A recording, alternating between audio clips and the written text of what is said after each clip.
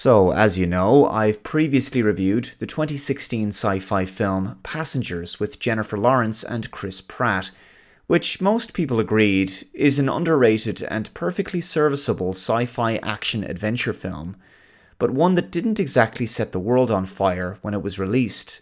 It's a film I quite like, and it benefits from being made in the pre-woke era of Hollywood. But I was thinking, are there any other films like that, made around the same era or possibly a decade ago, before wokeness, that are underrated, underappreciated, and maybe films that people have forgotten about? And I think there's one that springs to mind from 2013, which is the Tom Cruise-led movie Oblivion.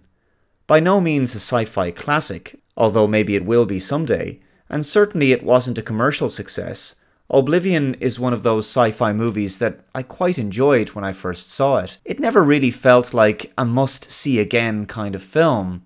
It had a budget of $120 million, and according to Box Office Mojo, it brought in less than $90 million in the US, and a total worldwide box office take of $286 million, making it a break-even kind of deal. I think when you're reminded of Oblivion, you think, oh yeah, Tom Cruise was in that, wasn't he? That was okay. I'd completely forgotten about that one. It's just one of those kind of movies. Now, Tom Cruise is no stranger to sci-fi, having done War of the Worlds, Minority Report, and Edge of Tomorrow. Oblivion takes place in a post-apocalyptic Earth, the year 2077. Tom Cruise plays Jack, who works with his housemate and partner Victoria, played by Andrea Riseborough. They maintain attack drones, and they search and destroy the last of the scavengers in the area. So Jack's job is to keep the vital infrastructure going, the hydro rigs that convert seawater into fusion energy for a new Earth colony that will be based on Saturn's largest moon of Titan. Jack and Victoria are living in this sky tower, and Jack makes use of this really cool helicopter-type craft. He goes off each day and tries to maintain the drones and keeps the rigs going, while Victoria serves as his communications officer. An alien race called the Scavengers attacked Earth, destroyed the moon, and the planet became unstable as a result. Humanity eventually won the war, but lost the planet, so the story goes. All that's left are a few scavengers, like I say. We're told that humanity has built the Tet, a giant space station, and that's where most everyone is now, preparing for the long migration to Titan. Jack and Victoria report to a woman named Sally, based on the Tet. She's their mission controller, and she keeps an eye on their work, referring to them on a regular basis as an effective team. But all is not right with Jack. He's haunted by some very vivid dreams of being in New York, long before the war. It looks like Earth of our time. He sees a woman, he knows her, but he doesn't know her name. The film has one of the best twists of any sci-fi film I've seen because Jack's entire world, and his very understanding of his life and his reality, is turned upside down. Himself and Victoria, for security reasons, have been given a mandatory memory wipe 5 years earlier. The film boasts great direction, fantastic production design and visual effects, and Tom Cruise puts in a superb performance. So all the ingredients are there for a decent setup to an engaging sci-fi story. I think this is a really solid and enjoyable film. On one particular mission, Jack is ambushed by scavengers, but when he returns home to Victoria, he tells her that he doesn't think they were trying to kill him. They were trying to catch him. Victoria can't wait to get finished with their work and meet the others on Titan. As far as she's concerned, they're almost there, just 2 more weeks to go. But Jack is beginning to sense something isn't quite right, and the behaviours of the scavengers and the dreams that he keeps having are beginning to unsettle him and making him question things. Jack has a little hideaway home in what remains of one of the last clean, lush areas of the planet.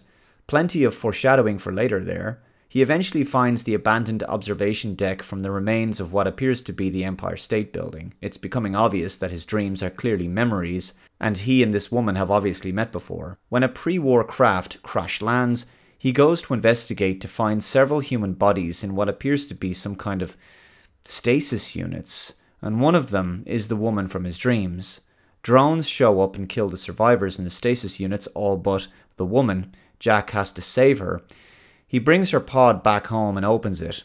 She awakens and calls Jack by name. Her name is Julia. She was in suspended animation in space for something like 60 years. Julia is played by Olga Kurilenko. Victoria does not want to have anything to do with Julia. Distrusting her, she becomes increasingly suspicious of Jack's judgment. Against orders and Victoria's wishes, Jack leaves and flies Julia to the crash site to secure the flight recorder. The scavengers capture them, and it's here that the twist takes place. The lead scavenger is a man named Malcolm Beach, played by Morgan Freeman. Clearly, these are human beings and not aliens.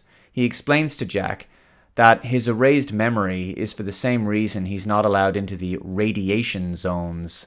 It's to keep him from asking too many questions. The scavengers are human, and they make use of stealth fighter camouflage to shield them from their scanners.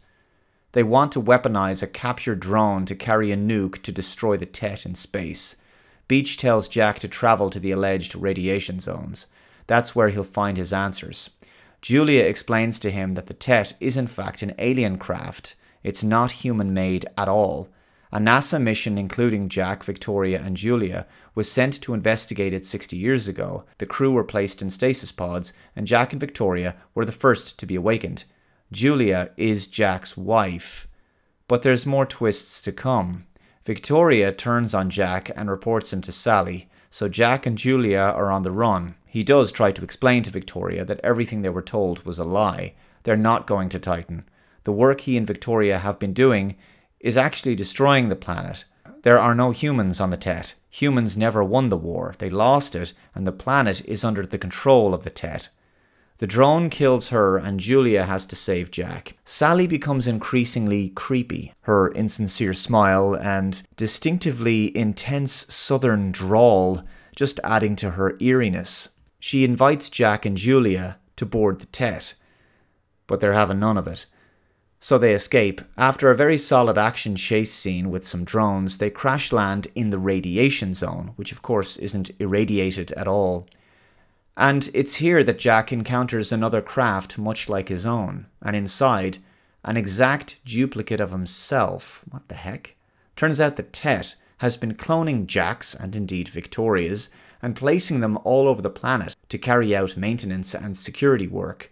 So Tom Cruise has to fight Tom Cruise. Julia is injured by a shot from a drone, so Jack has to impersonate his other self, who he incapacitates. He goes and gets medical supplies at his doppelganger's home, where he also meets his doppelganger's duplicate version of Victoria. In fact, his entire life is duplicated there. This situation is seriously messed up. He takes Julia to their lovely wilderness retreat from earlier, and they reconnect there. Quite literally. Jack has finally had his hero epiphany where he realizes what he has to do.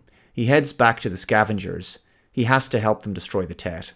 Malcolm Beach explains that after most of humanity died, thousands of Jack Harpers were sent down in troop ships, memory wiped, programmed to kill. The Tet took one of humanity's best and turned it against them. Then Phase 2 was 50 years of repairmen like this current version of Jack, unknowingly helping Tet suck the planet dry for energy for itself. But Beach saw something in this version of Jack that was different. His humanity, his soul was intact. In a drone attack, Beach is seriously injured, and the drone is destroyed, so Jack has to take the bomb to the Tet himself, with Julia in her stasis pod. Or at least that's what we're led to believe.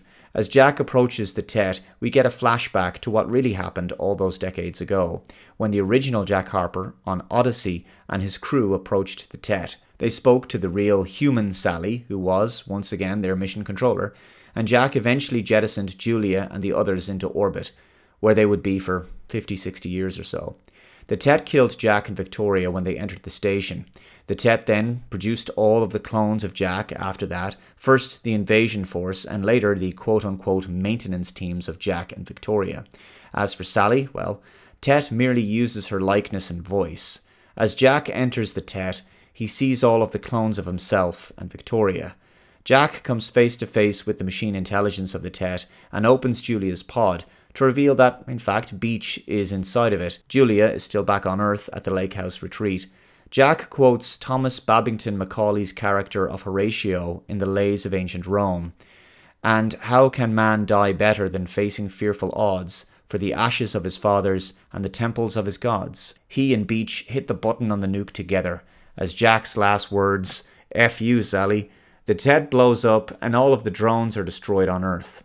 Sometime later, Julia is working in her garden with her and Jack's daughter. So obviously the last time that Jack and Julia were together, he must have gotten her pregnant. He delivers a really great closing speech in the movie, as other scavengers arrive, led by the clone that Jack had incapacitated earlier in the movie. He has all of his counterparts' memories. He and Julia can at last be together. Oblivion is a decent sci-fi film that really has been, I think, criminally overlooked for about 10 years now. If you've never seen it before, it's worth your time. If you've only watched it once, consider that it's possibly better than you remember it, and it's heaps better than most of what Hollywood produces these days. I think it's worth another look. Also, Joseph Kosinski did a great job directing this. It's beautifully shot, has a wonderful musical score as well. It's an intelligent movie with a lot of heart to it. I have to say, I like Oblivion. Let me know your thoughts in the comments below. Take care, and I'll see you next time. Bye-bye.